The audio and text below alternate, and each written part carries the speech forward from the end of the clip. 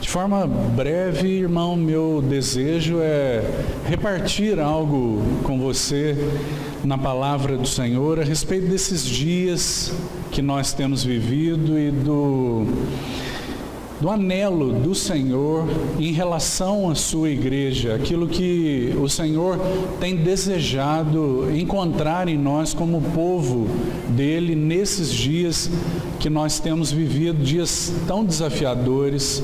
Certamente os irmãos têm visto isso, dias difíceis, com grande e intensa batalha, mas graças ao Senhor por podermos viver esses dias.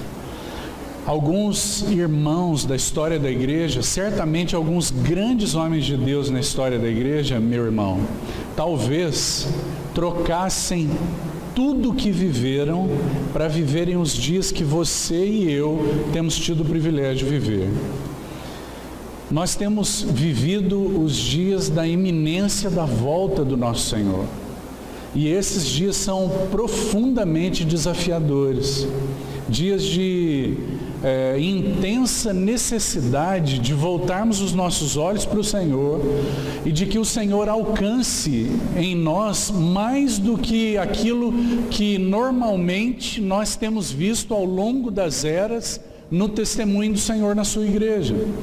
Certamente nós tivemos ao longo da história da igreja fortes momentos muito significativos, momentos de muita graça da parte do Senhor, em que o Senhor levantou um testemunho forte e reluzente. Mas, irmão, nós temos vivido os últimos momentos do relógio do Senhor. Nós temos vivido os últimos dos últimos dias.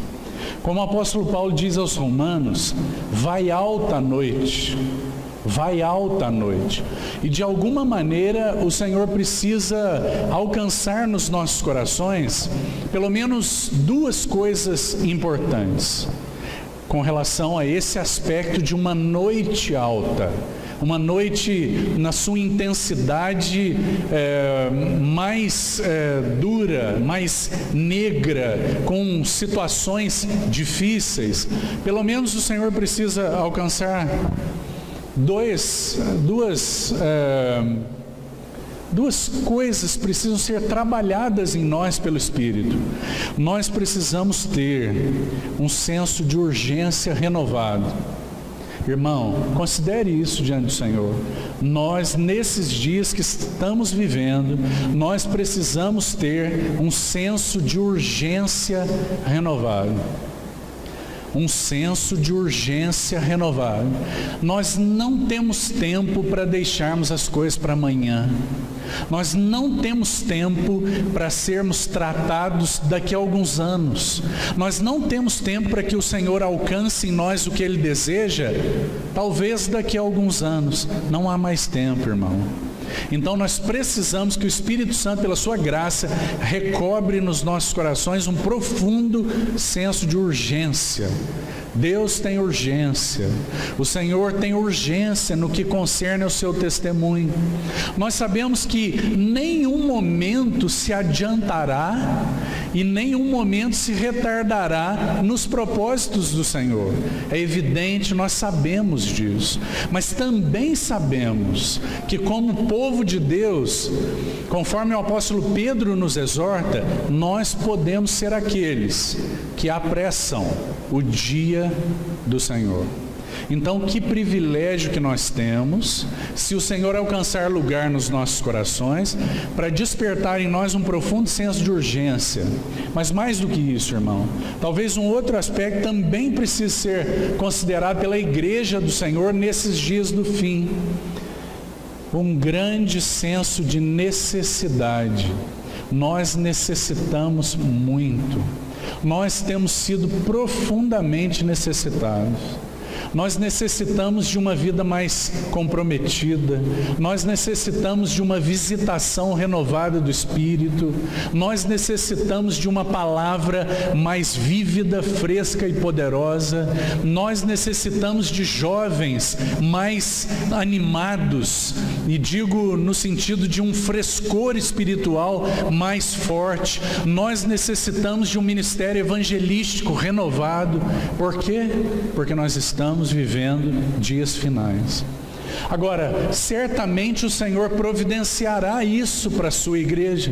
Certamente, você não tenha dúvida disso. O Senhor se dará à sua igreja nesses dias do fim de uma maneira, podemos usar a palavra especial. Sempre que o Senhor se dá a nós é especial, irmão. Mas nós podemos dizer que nesses dias finais, certamente o Senhor se dará a nós de uma maneira mais plena. Para quê? Para que haja nos nossos corações um testemunho vigoroso, renovado, nos dias que antecedem a volta do nosso Senhor. Então, meu desejo é compartilhar algo com você, talvez em 3 textos bem específicos, que podem nos ajudar a respeito do que o Senhor espera da igreja nesses dias do fim. Vamos antes ter uma breve palavra de oração e pedirmos ao Senhor que nos conduza na sua palavra. Curve sua cabeça e vamos clamar juntos ao Senhor. Senhor, te exaltamos nessa noite. Bendizemos teu nome, teu glorioso nome.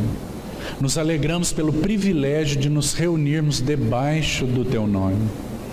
Cobre-nos com teu nome vitorioso, poderoso. Auxilia-nos, ó bendito Espírito Santo, naquilo que não somos capazes, naquilo que somos fracos. Ajuda-nos a reter tua palavra. Ajuda-nos a acolhermos tua palavra nos nossos corações, a misturarmos com fé, para que ela opere em nós aquilo que lhe apraz, aquilo que está no teu coração. Obrigado, Senhor, por tua palavra ser como é, viva e eficaz, capaz de penetrar o mais profundo dos nossos corações. Por isso, nossa súplica, humildemente aos teus pés, é que o Senhor use esta tua palavra de modo renovado nessa noite e fale aos nossos corações. Assim te suplicamos no precioso e doce nome de Jesus. Amém. Vamos juntos ler um primeiro texto em Eclesiastes. Abra sua Bíblia, por favor. Cantares 3, a partir do verso 6. Vamos ler a partir do verso 6. Cantares, capítulo 3, verso 6. Que é isso que sobe do deserto como colunas de fumo, perfumado de mirra e de incenso, e de toda sorte de pós aromáticos do mercador? É a liteira de Salomão. 60 valentes estão ao redor dela, dos valentes de Israel. Todos sabem manejar a espada e são destros na guerra. Cada um leva a espada à cinta por causa dos temores noturnos. O rei Salomão fez para si um palanquim de madeira do Líbano. Fez-lhe as colunas de prata, a espalda de ouro, o assento de púrpura e tudo interiormente ornado com amor pelas filhas de Jerusalém. Saí, ó filhas de Sião, e contemplai ao rei Salomão com a coroa, com que a sua mãe o coroou no dia do seu desposório, no dia do júbilo do seu coração. Irmão, esse texto talvez possa nos ajudar a vislumbrarmos algo a respeito da igreja e dos dias finais. Então eu gostaria que nós considerássemos esse texto e talvez, se o Senhor assim nos conduzir, mais 2 textos no Novo Testamento, para que então se torne claro para nós aquilo que Salomão procura pelo Espírito nos apresentar aqui em Eclesiastes. Eu gostaria que você observasse, irmão, que o rei Salomão, primeiro, é apenas uma figura. Apenas uma figura. Assim como seu palanquim ou sua liteira, a palavra no original é a mesma, palanquim e liteira.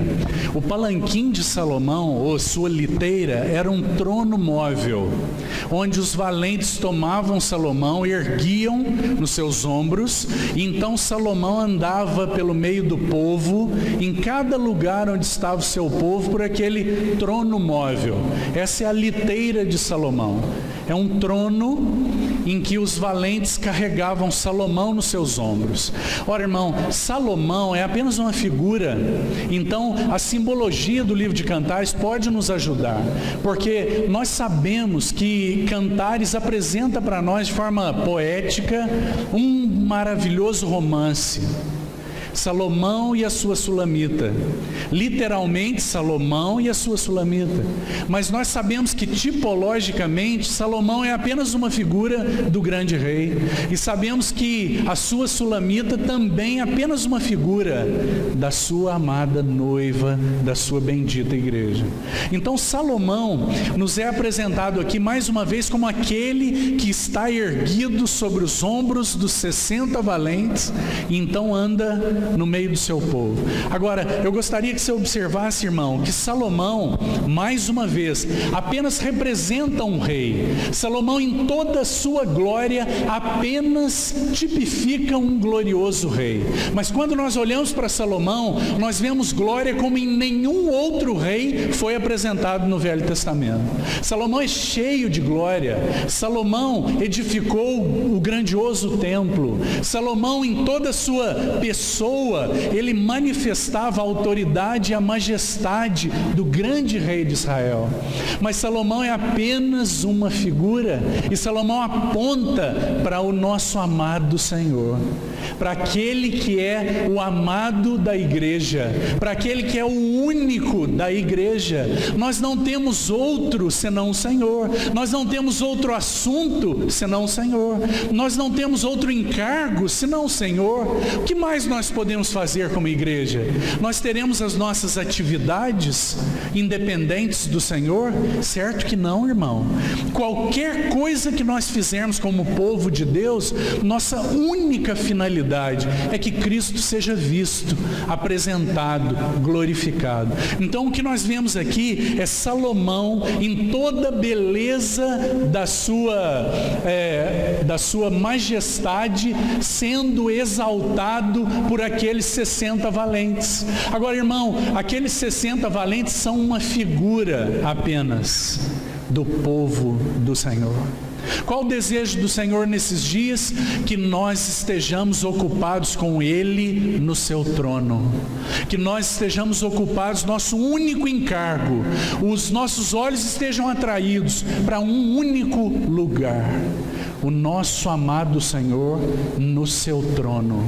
Que nós aprendamos a oferecer para o Senhor entre nós um lugar de governo, um lugar da sua majestade ser vista. Agora, irmão, veja que coisa maravilhosa. Salomão por si só era glorioso, as vestes de Salomão eram gloriosas. Salomão, em tudo que ele tinha e fazia, ele manifestava glória, diferente de Davi.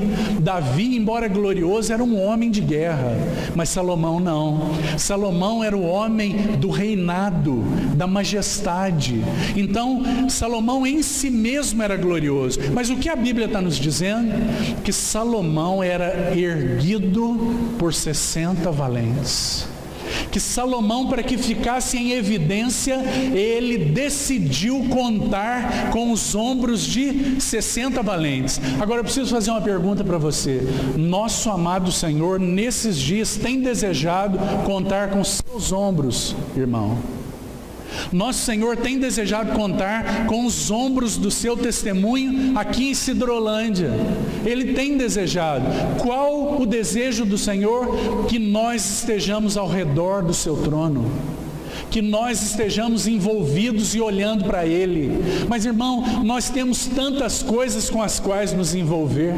Nós nos envolvemos com tantas coisas, tantas atividades, tantas coisas distantes do trono, mas não há outro encargo para a igreja de Deus que não seja erguer nos seus ombros o nosso glorioso e amado Senhor. Erguermos o nosso Senhor nos nossos ombros. Esse é o propósito do Senhor nesses dias. Se você ler as epístolas de Paulo, todas as epístolas de Paulo vai apontar para uma direção segura para a igreja. Ele vai dizer que o Senhor, o bendito Senhor, aos Efésios, por exemplo, Paulo diz que o propósito de Deus é fazer convergir em Cristo todas as coisas, tanto as do céu como as da terra. Não há outro encargo no coração de Deus. Deus não se envolve com outra coisa. Há um único encargo no coração de Deus: o seu Filho ser glorificado nos céus. Irmão, quando nós olhamos esse texto, nós vemos 60 valentes.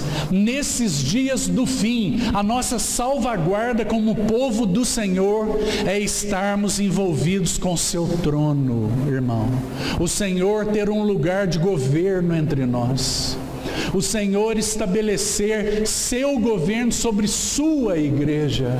Nós devemos aprender a submeter tudo ao Senhor. Nossas vidas familiares têm sido um palanquim para que o Senhor Jesus seja visto. Quando as pessoas olham para o nosso casamento, irmão, o que eles veem? Ombros que erguem o Senhor em um palanquim para que Ele seja glorificado. Quando nós olhamos nossos jovens, o que nós vemos? O Senhor sendo erguido num palanquim para que Ele seja visto e glorificado. É isso que é visto? Ou nós vemos nossas vontades, nossas preferências? Nós vemos um povo que nós temos então um irmão mais proeminente, então aquele rebanho toma a forma daquele irmão. Aquele irmão é mais tranquilo, mais calmo, então aquele pessoal toma as feições de um determinado irmão. Mas, irmão, nunca foi isso que o Senhor desejou. Nós somos apenas instrumentos, ovelhas que atuam em funções diferentes, para que todas sejam conduzidas a um soberano pastor e Ele então seja glorificado. Não há outro desejo no coração do nosso Senhor. Então, quando nós olhamos para esse texto, ele nos ajuda a compreender qual é a função da igreja nesses dias do fim. Segundo a linguagem aqui de Salomão em Eclesiastes, é que nós estejamos ao redor do trono, oferecendo para Ele os nossos ombros, para que o Senhor seja visto e seja glorificado. Você conhece um outro texto em que os ombros do povo de Deus também foram usados para que a glória do Senhor fosse manifestada? Você se lembra quando aqueles israelitas foram tirados do Egito, então conduzidos para a terra de Canaã? Quando eles estavam para atravessar o Jordão, e o Jordão transbordava pelas suas ribanceiras. Você se lembra, irmão? E então aqueles levitas foram encorajados pelo Senhor a tomarem o que nos seus ombros? Você se lembra? Eles tomaram a arca do testemunho, a arca da aliança. Aquela arca, ela é apenas uma figura daquilo que Salomão também é um tipo aqui. Ela é uma figura da pessoa gloriosa do nosso Senhor Jesus. Nós sabemos que aquela arca, ela era composta de madeira de acácia, revestida de ouro por dentro e por fora. Não é assim, irmão? Por quê? Porque a madeira fala da humanidade de Cristo. Sua humanidade perfeita, Ele é homem, 100% homem. Mas ela era revestida de ouro. Por quê? Porque o ouro fala da divindade de Cristo, sua glória divina. Então, aquela arca manifestava a glória de Cristo. Nós sabemos que aquela arca, ela tinha uma tampa, o propiciatório, não é assim? E o propiciatório, ele tinha medidas idênticas às da arca, idênticas. Aquelas medidas idênticas apontam para algo, porque o propiciatório fala da obra de Cristo, mas a arca fala da pessoa de Cristo. Por quê? Porque somente aquela pessoa poderia fazer aquela obra. Por isso o propiciatório tem exatamente a mesma medida da arca, porque a obra de Cristo é gloriosa, porque Cristo é glorioso. Então sua obra é tão gloriosa quanto Ele é glorioso. Assim como Salomão manifestava glória quando era erguido nos ombros dos 60 valentes. Mas agora eu queria que você considerasse comigo algumas características desses valentes, porque o texto vai nos ajudar e vai dizer para nós que são 60 valentes e que esses valentes têm algumas características, e essas características são aquelas que o Senhor tem procurado no meio do seu povo. Irmão, se o Senhor encontrar essas características em nós, certamente seu testemunho estará sobre os nossos ombros. Mas se Ele não encontrar essas características entre nós, então nós estaremos testemunhando algumas coisas, talvez algumas coisas relacionadas com Cristo, mas Cristo mesmo na sua glória não estará sendo visto. E você sabe o que isso significa, irmão? Isso significa que nós teremos pouco poder de influência. Nós seremos um sal que não salga e uma luz que não clareia. Se o Senhor não encontrar essas características em nós, nós seremos um sal que é insípido. Então ele não serve para nada senão para ser pisado pelos homens. Porque nosso testemunho não terá poder de influência. Porque, irmão, o poder de influência não está no seu grito mais alto do que o meu. O poder de influência não está nas atividades que você faça mais do que eu. O poder de influência está no que estiver nos seus ombros. Não se esqueça disso. O poder de influência do povo de Deus não está no povo propriamente, mas está no que o povo tem levado nos seus ombros. É esse o poder de testemunho do povo de Deus. É por isso que o Senhor tem desejado encontrar valentes nesses dias. Por que valentes? Porque são aqueles que são capazes de defender algo relacionado à glória do seu Senhor. Então, esses valentes têm características. O verso 8 vai nos ajudar. E o verso 8 diz assim: todos sabem manejar a espada, são destros na guerra, cada um leva a espada à cinta, por causa dos temores noturnos. Irmão, talvez não tenha um versículo no Velho Testamento mais apropriado para dizer para nós qual a hora que nós estamos vivendo. Nós estamos vivendo essa hora aí, ó, hora de guerra, hora de temores noturnos, densas trevas.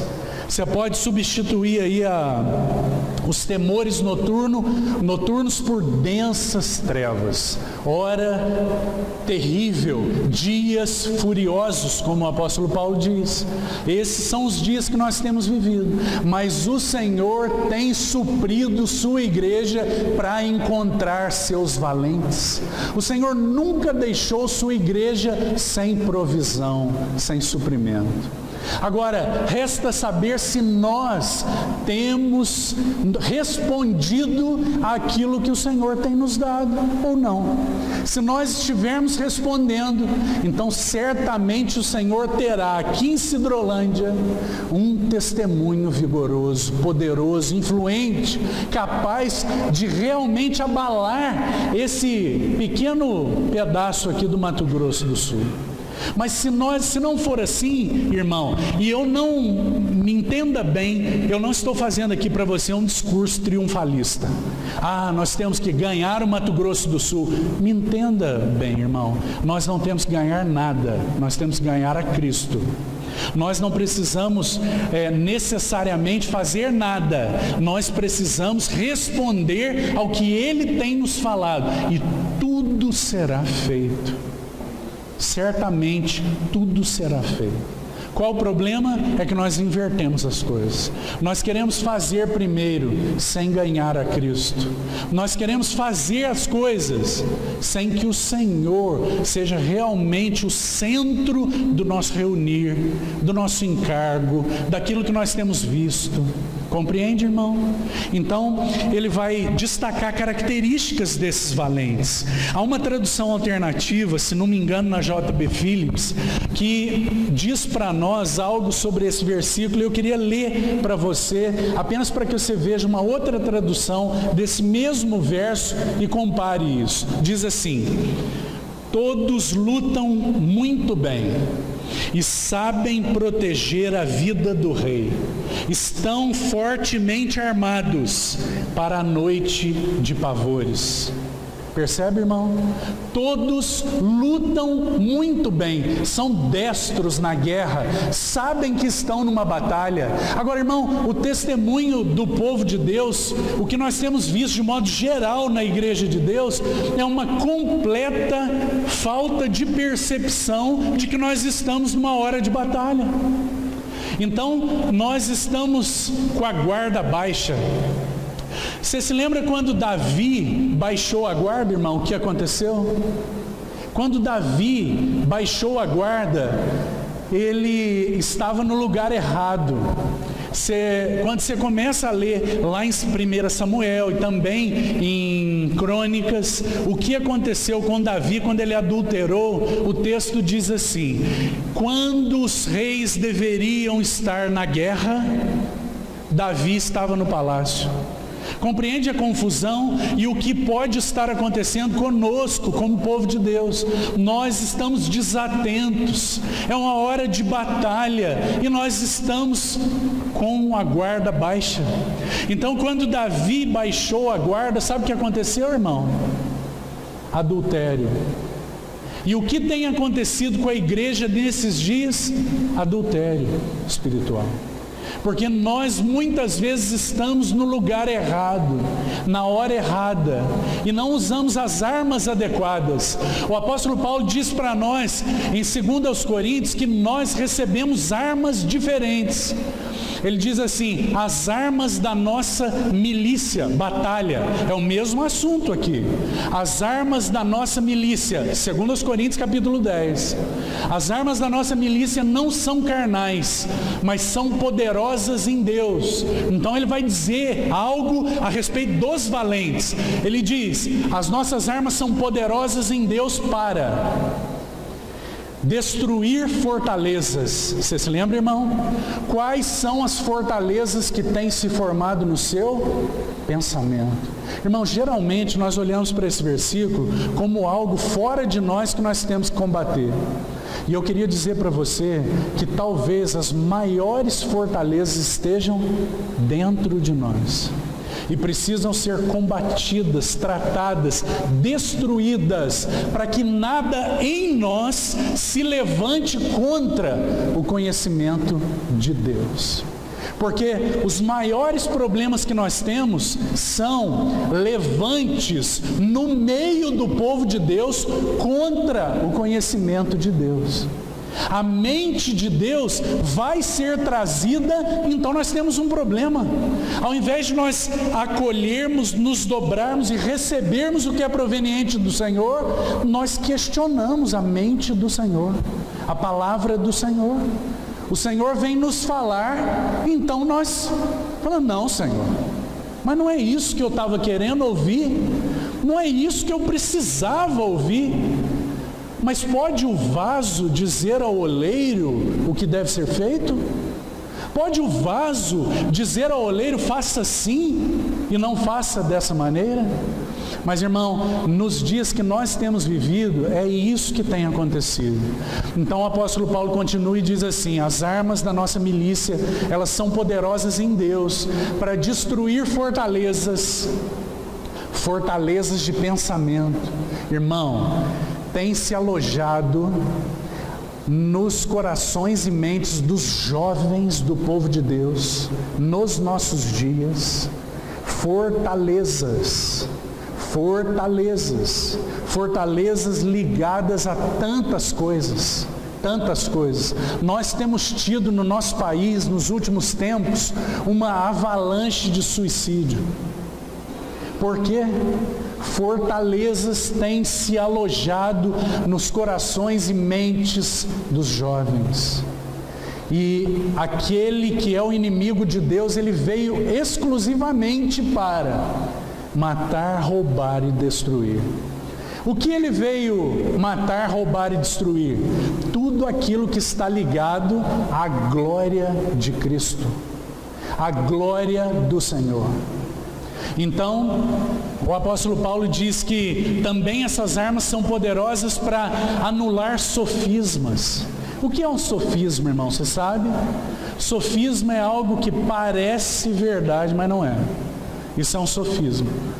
Então, as propagandas estão aí diariamente em todos os meios de comunicação, injetando sofismas na sua cabeça e na minha, dizendo para nós que tal coisa é excelente, Coca-Cola traz felicidade. Imagina isso, irmão. E isso tem sido pulverizado de todas as formas nas mentes, e nós estamos inseridos nesse contexto. Mas Paulo diz que nós temos armas poderosas em Deus. Nós precisamos compreender quais são essas armas, irmão. Nós precisamos nesses dias recobrar nosso chamamento. E nosso chamamento é para sermos aqueles que estão ao redor da liteira do glorioso Salomão. Nós somos aqueles que foram chamados para estar oferecendo os ombros para que nosso Cristo seja visto e seja glorificado. Esse é o nosso chamamento. Então ele conclui dizendo que essas armas anulam sofismas e também toda altivez, arrogância, todo enfrentamento que se levante contra a autoridade, a beleza de Cristo, o conhecimento de Cristo. E nós somos responsáveis então por levar cativo todo pensamento à obediência de Cristo. E assim Paulo conclui. Agora, quando nós olhamos para cá, nós vemos esses valentes, esses que são destros, esses que levam na cinta uma espada. Irmão, se eu perguntar aqui e pedir para que você me ajude com relação à espada, qual é a simbologia, a tipologia bíblica de espada? Na Bíblia, a espada é o que, irmão? A palavra do Senhor. A palavra do Senhor é a espada. Então, o que esses valentes detinham na sua cinta? Eles eram hábeis no conhecimento da palavra. Agora, irmão, sabe qual é o nosso problema? Nós erramos porque não conhecemos as Escrituras. Nós erramos porque não amamos as Escrituras. O Senhor Jesus diz que aquele que ama sua palavra, a Ele ama. E que se essas palavras, porque essa ideia é intercambiável, lá em João 15, aquele texto da videira, em que o Senhor vai falar de permanência nele, e você percebe que num dado momento, Ele muda a sua pessoa para a sua palavra. Então Ele diz assim, que nós permaneçamos nele, e Ele permanecerá em nós. Então ele continua e diz assim: se as minhas palavras permanecerem em vós, vocês terão poder, vocês terão fruto, vocês terão testemunho. Compreende? Então, que necessidade que nós temos para ser esses valentes? Nós precisamos ser o povo da palavra, irmão, porque nós temos uma nomenclatura de que somos o povo da palavra, mas eu preciso te dizer, olhando no teu olho, nós conhecemos pouco a palavra. Nós temos visitado tantos irmãos e visto pouco conhecimento da palavra. Conhecimento pessoal, irmão, verdade que não é uma verdade de segunda mão para você, é uma verdade de primeira mão, é uma verdade sedimentada no seu coração, não é uma verdade que eu disse para você, é uma verdade que você acolheu no seu coração. Compreende, irmão? Compreende o poder da palavra? Se a palavra não estiver guardada nos nossos corações, nós ofenderemos o Senhor com nossos pensamentos, com nossa vontade, com nossos sentimentos. Compreende? Só a palavra pode equilibrar nossos corações. Se a palavra não ocupar nossos corações, quero citar um exemplo para você. Você se lembra quando o Senhor chamou seus discípulos, caminhou com eles um tempo, então o Senhor estava aos pés da cruz no Getsêmani. A palavra do Senhor ainda tinha pouco lugar no coração de Pedro, certo? Pedro ele ainda era muito ligado à raiz do seu nome, Simão. Simão significa instável. Esse era Pedro. Pedro era totalmente instável. Num dado momento, ele enfrentava qualquer coisa pelo Senhor. Num outro momento, ele negava o Senhor diante de uma criada. Esse era Pedro, instável, uma areia movediça. Pedro. Mas Pedro, ainda jovem na fé, recebendo as palavras do Senhor no início, num dado momento o Senhor está no Getsêmani e Pedro entende que era um valente e ele toma uma espada. Você se lembra, irmão? Ele toma uma espada na hora inadequada. Veja como a espada na mão de uma criança só causa problemas. Então Pedro toma uma espada, ele mirou na cabeça de Malco, mas acertou a orelha, cortou a orelha de Malco. E o Senhor então diz para ele: para, Pedro, não é assim, a minha hora já é chegada, não é o momento. Então o Senhor recupera a orelha de Malco. Você se lembra, irmão? Mas Pedro entendia por si mesmo que era um valente.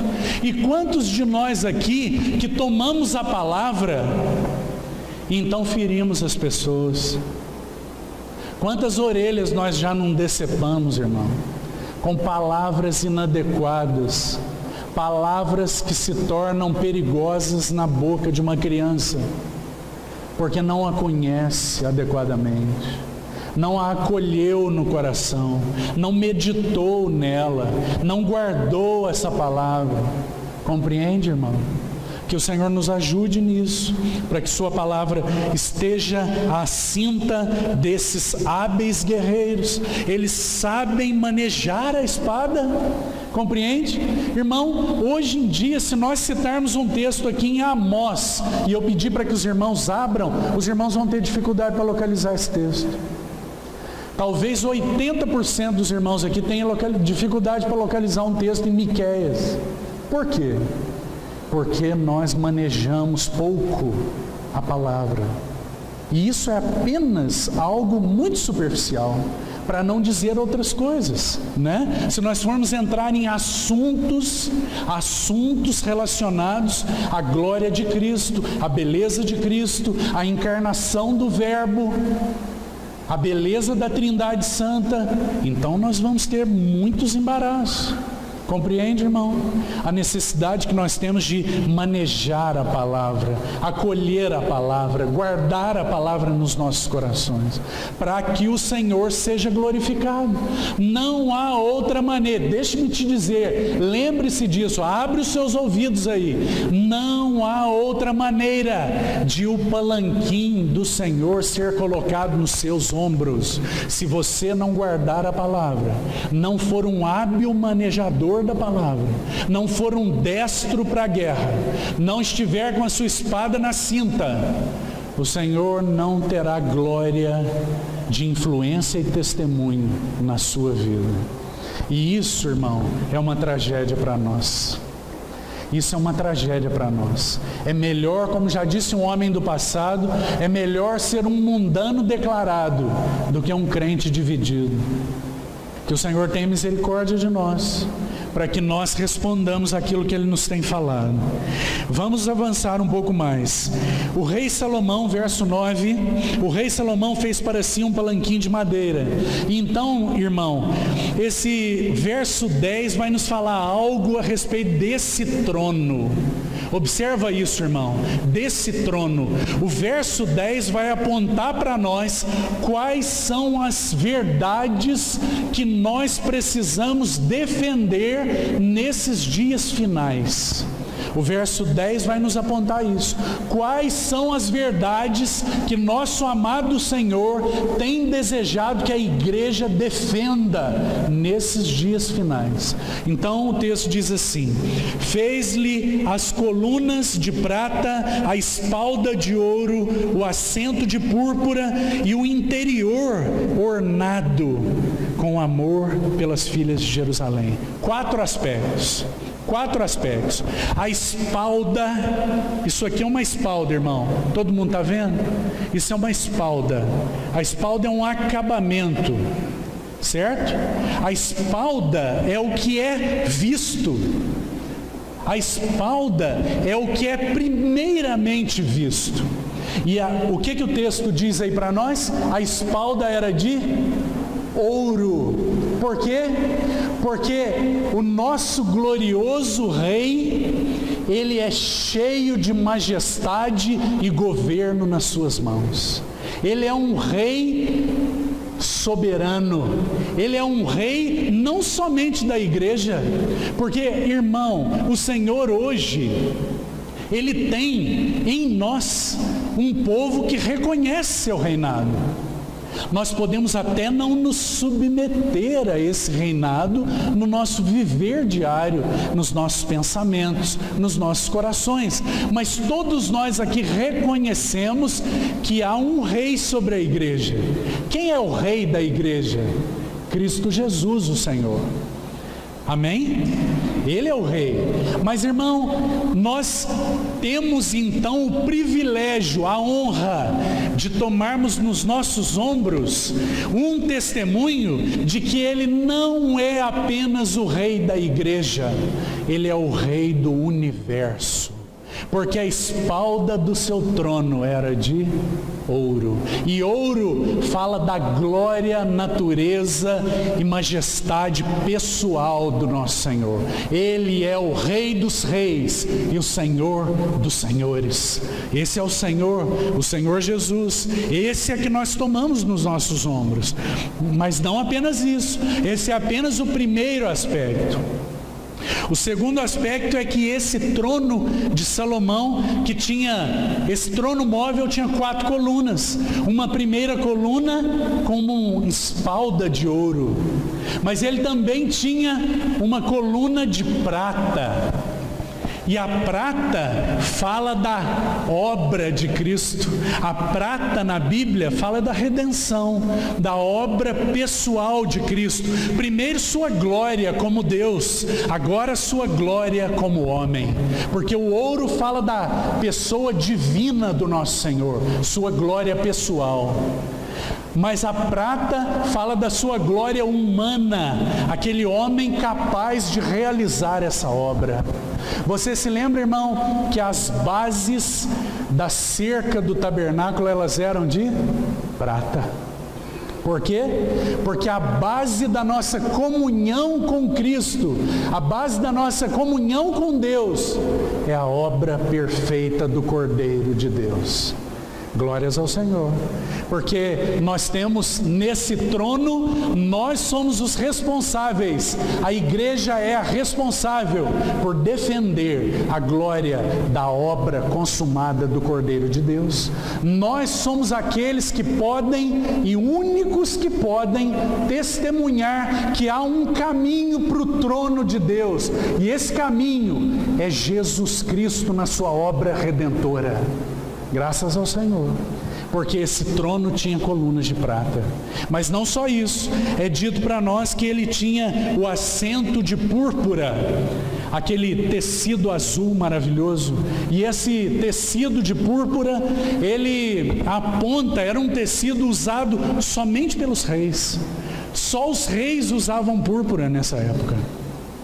E aquele assento de púrpura diz que o Senhor está assentado no trono, sempre reinando, que nesse universo há alguém assentado no trono e Ele é o Rei do universo.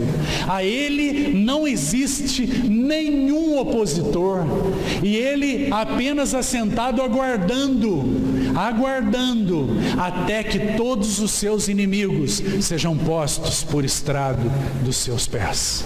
Graças ao Senhor. Mas também esse trono, além desse terceiro aspecto, nós tínhamos um quarto aspecto. Tudo interiormente ornado com amor. Esse interiormente ornado, melhor tradução seria: tudo cuidadosamente enfeitado com amor. No trono de Cristo, tudo é cuidadosamente enfeitado com amor, porque a bandeira de Cristo sobre nós é o amor. Graças ao Senhor, porque em tudo na sua relação conosco brilha seu amor. Seu amor é evidência da sua relação conosco. Mas o versículo 11 vai terminar dizendo, e não poderia terminar de outra maneira: saí, ó filhas de Sião, e contemplai. Não há outra atitude. Depois de uma exposição tão gloriosa da pessoa bendita do nosso Senhor, não há outra atitude. O que o Senhor espera de nós? Que nós saiamos a fazer coisas? Primeiro, o Senhor espera de nós que nós saiamos a contemplá-lo com a sua coroa. Na sua glória, na sua beleza, na sua majestade, e nossos olhos sejam completamente conquistados, e não haja rivais no seu coração, irmão. Não hajam outros que despertem o seu olhar, senão esse único amado. Não hajam coisas que despertem o seu olhar. Não haja algo que palpite mais o seu coração em fazer do que contemplar o seu amado. Isso o Senhor espera da sua igreja, irmão. Esse é o anelo do Senhor nesses dias do fim. O Senhor tem desejado isso para nós. Vamos então em mais um texto no Novo Testamento que vai nos ajudar a tornar claro para nós esse que é o desejo do Senhor para a sua igreja. Abra então sua Bíblia em Lucas capítulo 2. E vamos ver agora um homem realizando isso que estive procurando mostrar para você em Cantares. Agora, em Lucas capítulo 2, a partir do verso 25, nós temos a apresentação de um homem, Simeão. Que maravilha, irmão. Simeão. O nome de Simeão, a origem, a raiz da palavra Simeão é ouvinte. Percebe? Simeão era de uma linhagem muito importante. Simeão era filho de Hilel. E Hilel era pai de Gamaliel. Simeão era de uma linhagem importante. Sacerdócio de Simeão era algo importante. E Simeão então era avô de Gamaliel. Gamaliel é aquele rabino mais importante da época do Senhor Jesus, aquele que instruiu Paulo. Paulo foi instruído aos pés de Gamaliel. Gamaliel é reconhecido até os dias de hoje, entre os rabinos ortodoxos em Israel, Gamaliel é chamado de beleza da lei, formosura da lei. Esse era Gamaliel, um homem sensato até onde pôde ver. Mas o nosso foco aqui é Simeão. E Simeão, ele faz algo maravilhoso, irmão. O texto já vai nos ajudar por si só. Diz assim a partir do verso 25. Havia em Jerusalém um homem chamado Simeão. Ele era um ouvinte. Aquele que ouve é o sentido do nome de Simeão. Aquele que ouve.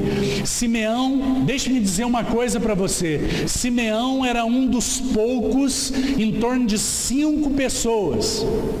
5 pessoas aguardavam com um coração adequado a vinda do Messias. 5 pessoas em toda uma nação. Sabe qual era a situação do testemunho de Deus? A situação era horrível. Basta você ler o livro de Malaquias. Malaquias está 400 anos antes desse dia aí. Nós estamos em Simeão, e Simeão está segurando um menino nos braços, e ele está 400 anos depois de Malaquias. Se a situação em Malaquias era terrível, Você imagina nos dias de Simeão. Simeão era alguém que aguardava a vinda do Senhor. Então ele tem muito a nos ensinar, porque nós estamos fazendo o que aqui, irmão? Qual é o teu maior encargo, irmão? Nós anelamos e aguardamos a vinda do nosso amado. Esse é o nosso maior encargo. Então, Simeão esperava, é dito aí, Simeão, um homem justo e piedoso, que esperava a consolação de Israel, e o Espírito Santo estava sobre ele. Revelara-lhe o Espírito Santo que ele não passaria pela morte antes de ver o Cristo do Senhor.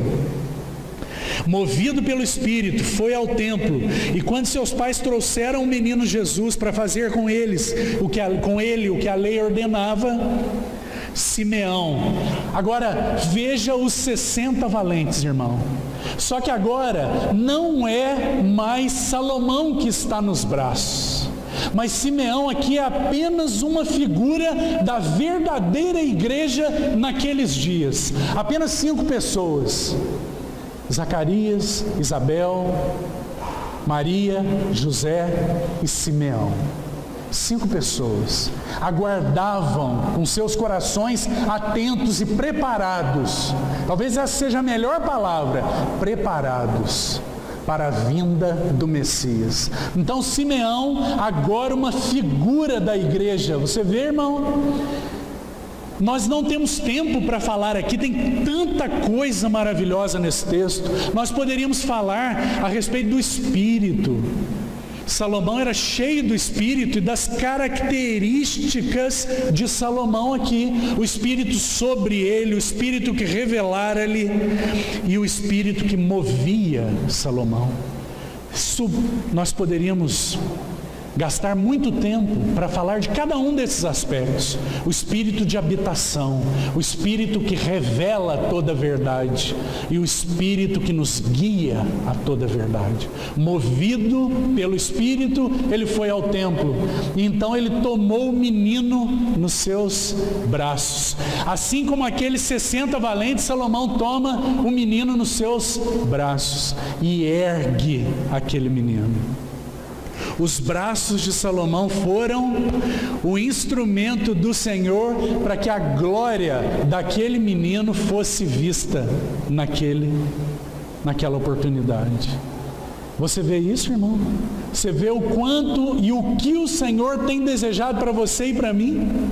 Ele toma o menino, então ele defende a glória daquele menino, e ele diz assim: Senhor, eu já posso morrer, porque minha vida não tem outra finalidade, eu não vivo para outra coisa, Senhor, eu não tenho planos, eu não tenho propósitos, meu único encargo é tomar esse menino nos braços e servir como um instrumento para que sua glória e sua beleza sejam vistas.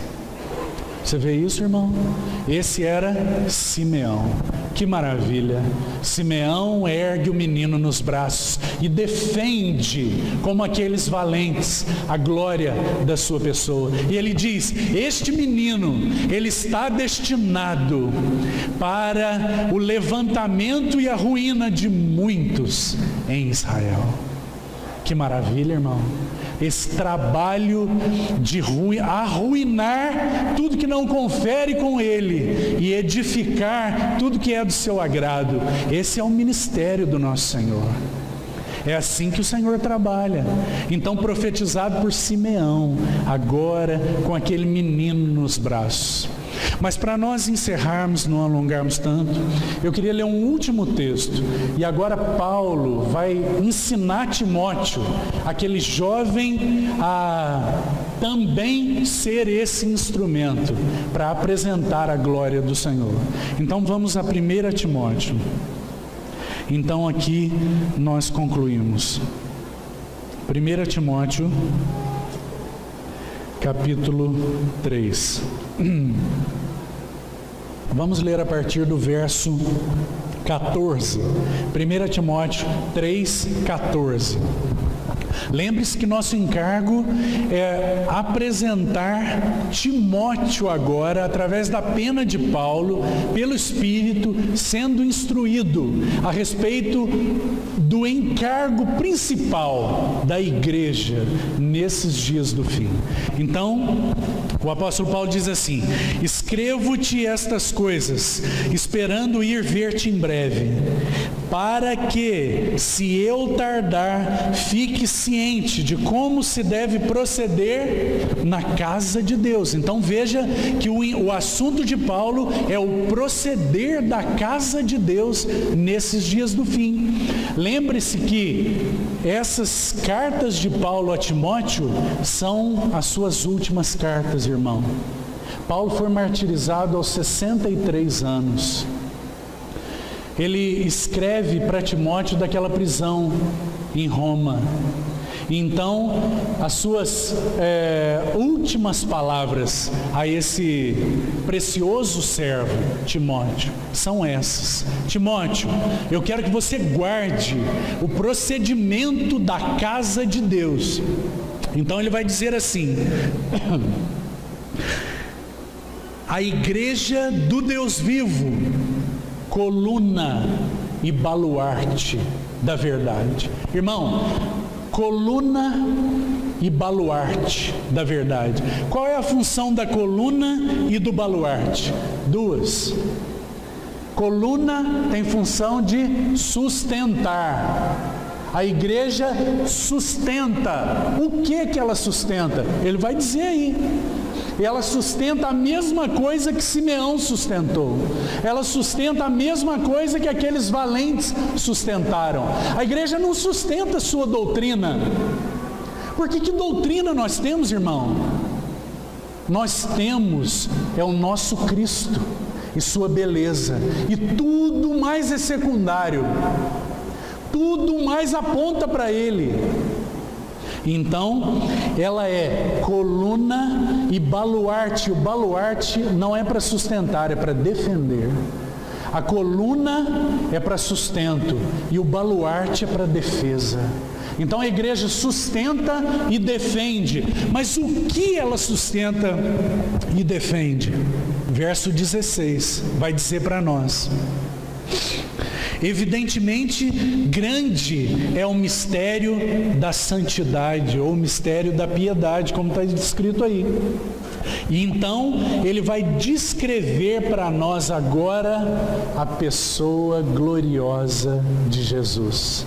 Então ele diz assim: aquele que foi manifestado na carne. Em outras palavras, o Verbo se fez carne, habitou entre nós, cheio de graça e de verdade, e vimos a sua glória, glória como do unigênito do Pai. Que maravilha! Aquele que foi manifestado na carne, foi aprovado, seria a melhor palavra, aprovado pelo Espírito. Ele foi manifestado como homem, aprovado pelo Espírito como homem, porque o Senhor Jesus recebeu do Pai a promessa do Espírito, e essa é a garantia da sua aprovação, e derramou isso que vedes e ouvis. Então, aprovado no Espírito, contemplado por anjos, aquele objeto da contemplação dos anjos no céu, agora estava na terra, e os anjos então estavam contemplando a beleza daquele glorioso dos céus. Contemplado por anjos, pregado amplamente entre os gentios, pregado até os confins da terra, e manifestado, crido no mundo, ou confessado com fé. Ele foi pregado e foi confessado. A pregação foi eficiente por causa do Espírito. Pregado no mundo, pregado entre os gentios, confessado ou crido no mundo, e manifestado ou recebido na glória. Irmão, só o Espírito Santo podia fazer um resumo desse. Desde a encarnação do Verbo até a sua glorificação. Que maravilha! Esse é nosso assunto. esse é o encargo da igreja, esse é o amado da igreja. É isso que nós sustentamos. Esse é o nosso desafio nesses dias do fim. Nós não temos outro desafio, irmão. Se o Senhor encontrar isso em nós, então tudo mais será feito. Que o Senhor nos encoraje, use sua palavra, que pela sua graça o Espírito do Senhor possa falar ao teu coração aquilo que eu não pude fazer nessa noite. E então a palavra do Senhor, ela opere nos nossos corações. Irmão, lembre-se de uma coisa. A palavra do Senhor, quando ela é dita a nós, ela cumpre um tempo de maturação nos nossos corações. O que ela aguarda? O que ela aguarda? Resposta. Ela aguarda resposta. Se nós não respondemos, aquela palavra, como Paulo diz aos Coríntios, ela pode se tornar vã para nós que ouvimos. Compreende isso, irmão? Compreende a quantidade de coisa que nós já ouvimos e que se perdeu? Então que o Senhor, pela sua graça, possa nos ajudar nessa noite a guardarmos sua palavra nos nossos corações, meditarmos nela e perguntarmos ao Senhor o que Ele deseja de nós no que concerne a nossa resposta pessoal, para que ela se cumpra nas nossas vidas, nessa assembleia, para a sua glória. Amém? Vamos orar e agradecer ao Senhor. Pai, bendito é o teu nome. Bendito é teu nome por tua palavra cheia de vida, cheia de poder, cheia de capacidade pelo teu Espírito. Senhor, aplica a tua palavra aos nossos corações. Nós desejamos nesses dias do fim ser para o Senhor esses valentes, que são capazes de sustentar e defender a sua pessoa gloriosa, o teu testemunho, o teu trono. Senhor, estabelece teu trono no nosso meio e que o nosso único foco de visão seja esse. E que nós estejamos envolvidos com isso e nada mais, para que o Senhor seja exaltado e glorificado entre nós. E nosso testemunho seja para a tua glória e para o teu agrado. É no doce nome de Jesus que nós oramos e agradecemos. Amém, Senhor.